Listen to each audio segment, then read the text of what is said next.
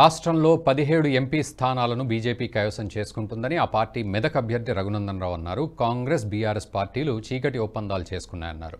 ఢిల్లీలో దోస్తీ, హైదరాబాద్లో కుస్తీ అన్నట్టుగా ఆ రెండు పార్టీలు వ్యవహరిస్తున్నాయని ఎద్దేవా చేశారు. మెదక్ జిల్లా హవేలీ, ఘనాపూర్లోని బీజేపీ కార్యకర్తల సమావేశంలో రఘునందన్ రావు మాట్లాడుతూ 2024లో నరేంద్ర మోదీ మూడోసారి ప్రమాణ స్వీకారం చేసే విధంగా మెదక్ పార్లమెంట్ నుంచి బీజేపీని గెలిపించాలని కోరారు.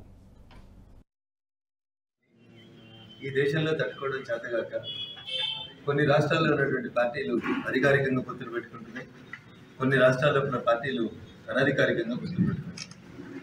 తెలంగాణ రాష్ట్రంలో నరేంద్ర మోడీ గారి నాయకత్వంలో 17కు 17 parliament స్థానాలని Bharatiya Janata party గెలవబోతుందని intelligence నివేదికలు, వివిధ మాధ్యమాల సర్వే ఏజెన్సీలు చెప్తున్నటువంటి ప్రస్తుత తరుణంలో మరీ ముఖ్యంగా మెదక్ లాంటి జిల్లాలో కూడా రఘునందన్ రావు గెలిస్తే భారతీయ జనతా పార్టీకి పట్టపగ్గాలు ఉన్నాయని చెప్పి అటు కాంగ్రెస్, ఇటు బీఆర్ఎస్ రెండూ కలిసి ఒకరు బలహీనమైన అభ్యర్థిని పెడదాం, ఒకరిని బలమైనటువంటి అభ్యర్థిని పెడదామని చెప్పి ఈ పార్టీకి ఆ పార్టీకి సంబంధించినటువంటి ఉన్నత స్థాయి నాయకుల మధ్యన ఒక అవగాహన కుదిరినట్టు మనకు తెలుస్తా ఉంది.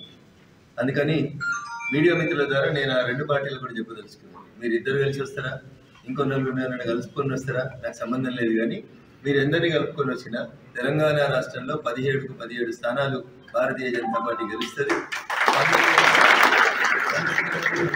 తర్వాత గౌరవనీయులు ఆలి నరేంద్ర గారి తర్వాత మెదక్ పార్లమెంట్ నుంచి భారతీయ జనతా పార్టీ తన జెండాను, కాషాయం జెండాను ఎగిరేసి 2024 జూన్లో గౌరవనీయులు నరేంద్ర మోడీ గారు మూడోసారి ప్రమాణ స్వీకారం చేసేటువంటి సందర్భంగా ఖచ్చితంగా మెదక్ పార్లమెంట్ సభ్యుడు బీజేపీ నుంచి గెలిచి పార్లమెంట్ లోపల అడుగుపెడుతుంది.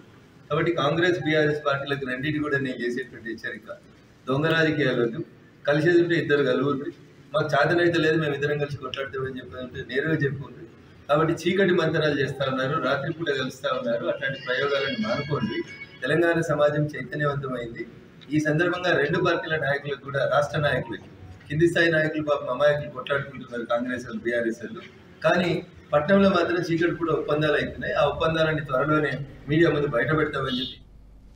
ఈ వీడియో మీకు నచ్చినట్టయితే లైక్ చేయండి, 10 మందికి షేర్ చేయండి. అలాగే కామెంట్ల రూపంలో మీ అభిప్రాయాలను మాతో పంచుకోండి. Nationalist hub group of channels ను సబ్స్క్రైబ్ చేసుకుని తెలుగునాట జాతీయవాద జర్నలిజాన్ని ప్రోత్సహించండి. ఈ వీడియో కింద ఉన్న బెల్ ఐకాన్ పై క్లిక్ చేయడం మర్చిపోవద్దు.